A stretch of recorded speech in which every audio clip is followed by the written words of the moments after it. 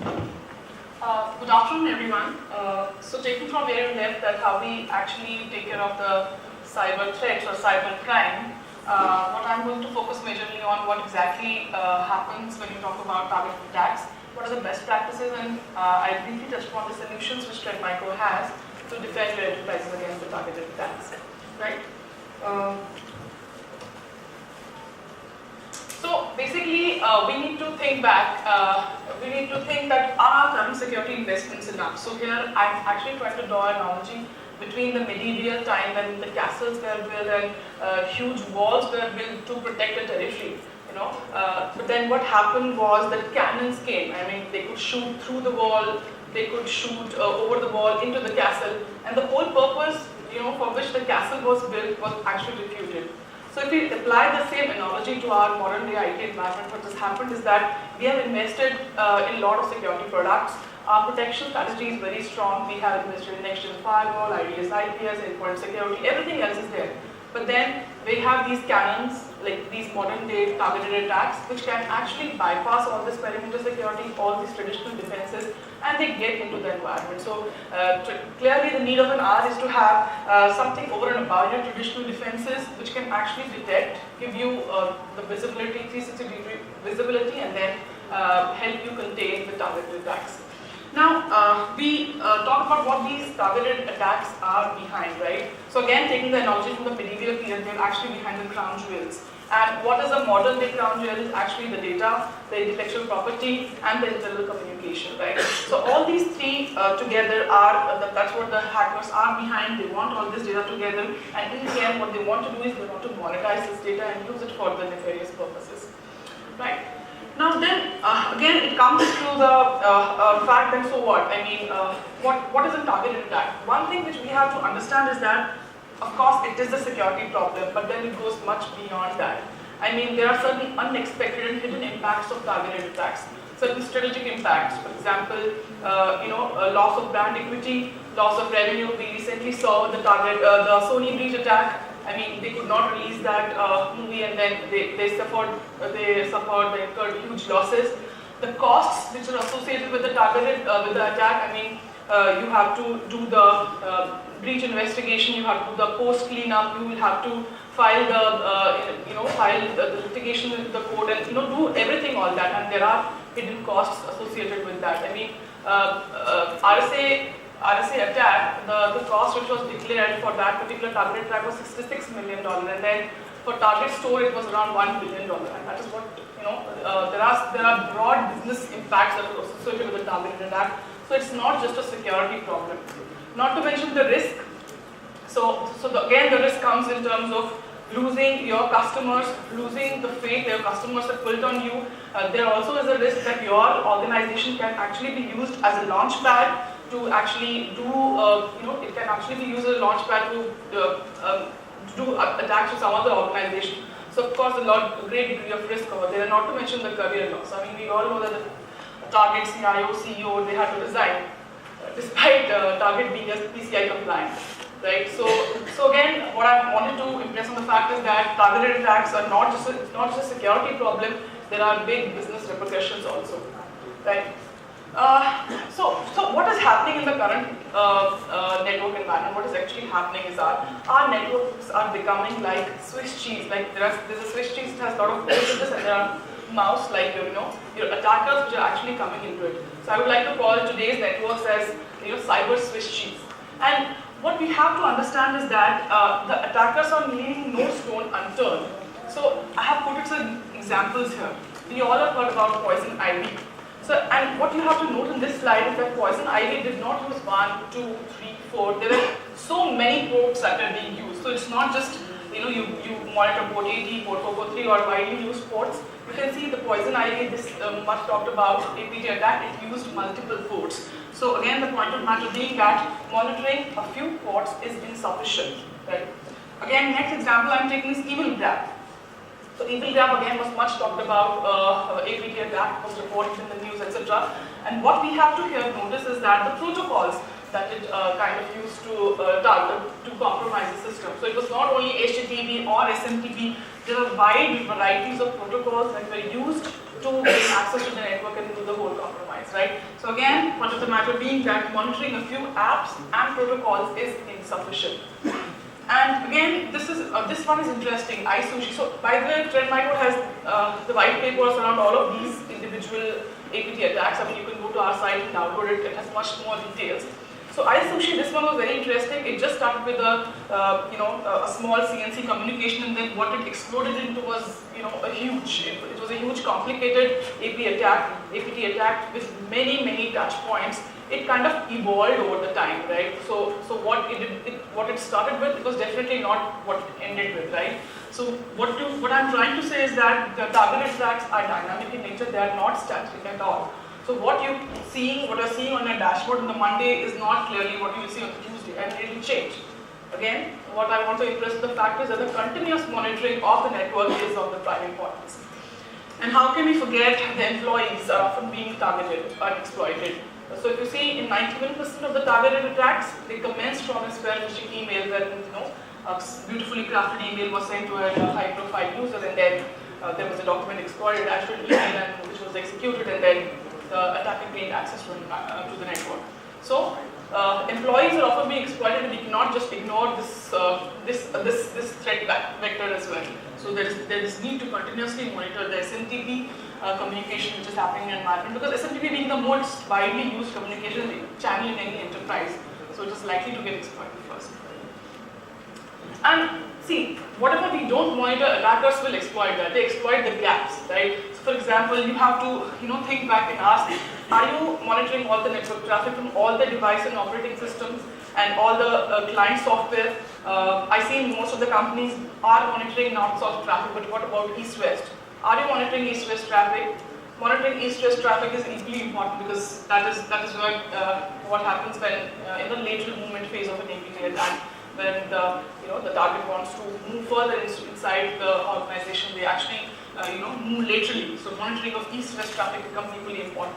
The attacks are dynamic in nature. Are you able to detect dynamic attacks in terms of detecting CNC servers? Again, you're taking an example of a target store breach.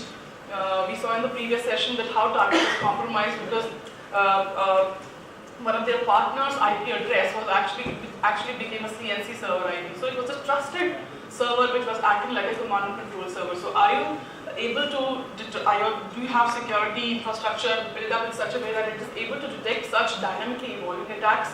Unknown threats.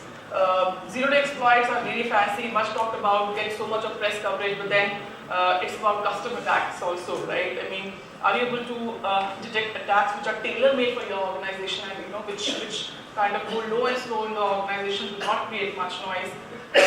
Known threats, it's equally important to detect known threats as well. I mean, you just can't focus on anything unknown. We all know black POS, right? So that malware has been there since ages. But we've seen that malware being used in many various targeted attacks. So the point I'm trying to make is that we have to make sure that known threats are equally taken care of. Numerous protocols, so like I said, one protocol you missed, that is the protocol that the attacker will use. So are you monitoring your other protocols like beyond HTTP and SMTP?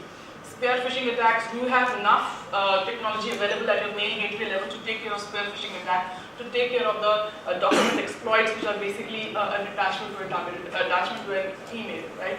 And last but not least, the ports. Are you able to monitor traffic across all the ports? It's very important. I mean, you cannot just monitor a few ports, because once you will miss, that's what the attacker will use to get into the organization, right? So, with this, I would like to introduce deep discovery, which is basically the purpose-built solution which Trend Micro has around APTs or advanced persistent threats. It's basically a platform which can detect, analyze, and respond to targeted attacks. It has family of products which encompass over network, over email or endpoint, and then everything is integrated into one dashboard, right? The main product of the entire family is Deep Discovery Inspector, which is basically a network-based appliance which can provide in-depth intelligence, in-depth analysis, and actionable intelligence, which can further help you detect and respond to targeted attacks. So basically, we all know that targeted attacks follow certain stages, like point of entry, command and control communication, lateral movement, data exploitation, data exfiltration. So all these 7 stages the solution should be able to cover, and that's what we are trying to achieve using Trend Micro Deep Discovery Inspector. So next few slides, I'll try to put an image and just try to convey what exactly the Deep Discovery Inspector is trying to do, what are the value propositions here. So we monitor all network traffic. So if you see a compass in the background, that's there for the purpose, because all I wanted to impress on the fact is that monitoring of north-south traffic is very important, but then monitoring of east-west is equally important. Like I said, lateral movement is one of the important phases of a targeted attack. You just cannot let it go like that. So the product or the device is able to monitor all network traffic. It monitors all network ports. There could be many ports. The solution should have the capability to monitor and map all the network ports. It should be able to detect the attacks as they evolve, and that's what Deep Discovery is trying to do. So on the left-hand side, you're seeing a rock, and then there's an iPhone. So the point of the fact being that what a threat is, what it looks like, it might not actually turn out to be like that, right? So there should be the capability to detect attacks as they evolve, and that's what we are trying to do using Deep Discovery. It detects known and unknown threats equally. Like I said, detecting unknown threats is fancy. I mean, you can put a sandbox, etc. You can do that. But then it's equally important to detect known threats. It's equally important to leverage your global threat intelligence to detect threats which are known in the environment. Because in most of the cases, if you talk about APTs, what makes them advanced is if you take the individual pieces of an APT attack, they are not advanced at all in nature. What makes them advanced is the fact that there is a human brain which is working behind all this and pulling the strings. So are you able to monitor all that? We're able to monitor more than 80 protocols and applications from a single device. And custom sandboxing. I mean, we all heard about sandboxing. It's been widely used by security vendors from quite some time. Like, we have been in the antivirus business for about 26 odd years, and we have used it sandboxing from eons of years. What we are actually now doing is making sandboxing available to the customers so that they can detonate threats in that isolated environment. But here, what's the differentiator here is that the sandboxing which should be provided is the custom sandboxing. Since we call these attacks are targeted attacks, which means that these attacks are purpose-built for you. So the sandbox environment which I am providing should exactly emulate your environment. So that's where the flexibility which Trend Micro is giving to the customers, that we really give the flexibility for you to custom design your sandbox. You can make your own sandbox. You can put the application, the operating system that are there, you can use neural network in the environment, so that when threat deteriorates, it does exactly behave in a similar manner as what it would have done in your environment. Right? We detect exploits, malware, CNCI, communication and attack behavior.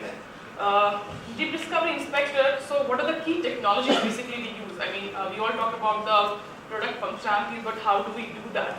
The first is we use multiple engines which are built into the product. So an array of specialized threat detections are put into the product, starting from the network content inspection engine, which actually is able to analyze the entire network stream. We have advanced threat scan engine which can actually detect things like document exploits coming from an email or from a web or from anywhere else. We have correlation engine which can actually correlate the results from various sources and give you a beautiful picture. So an array of specialized threat detection engines put into the one box. Second, we provide this custom sandbox, which I touched upon earlier. So a sandbox is made a part of an appliance. A sandbox is instrumental in detecting a zero-day attacks. You can basically detonate the threat in an isolated environment using a sandbox.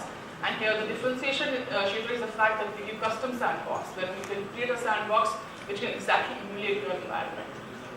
Global threat intelligence, number 3. I mean, this is again very, very, very important. So Trend Micro was one of the first ones to have this global, huge cloud-based threat intelligence database, and that is what powers most of our products and technologies. It's actually the backbone of most of our products. And the same fuel is actually put into the Deep Discovery Inspector. So we have this global threat intelligence database which powers this Deep Discovery Inspector. It regularly makes sure that rules and engines are updated to the optimum level. We also give customers a Threat Connect portal, which basically gives them context level insight into the malware profiles, hence the connection. You can give a geo-plotting when the malware was first seen. Was this file first seen by in your environment? When was, or maybe the file was first seen earlier? Is this malware actually targets towards certain sectors or certain profiles? All this can be made available using this Threat Connect, the integrated context relevant thing inside into the malware profile, right? And last but not the least, we also give the ability to share IOCs. I mean, the threat landscape, the IT environment we live in currently, there is no way that you can survive when you live in isolation. So all the modern day products come with open service APIs, open web service APIs, and they should have the ability to exchange information from one device to another. So in that sense, what we have done in Deep Discovery is that we do IOC sharing. So indicators of compromise, which could be file entries, DNS entries, registry entries, or any CNC IDs, blacklist, whitelist, we actually have the ability to share this IOC data with Trend Micro products, of course, that is there, but we also share with other third-party security products so that you can do the remediation and further actions using that, right? So essentially, just to summarize, how do we enable a complete life cycle using Trend Micro Deep Discovery? We detect a malware communication and behavior that is invisible to the standard defense, that is the detection technologies that are in place. We analyze the risk and characteristics of the attack and attacker.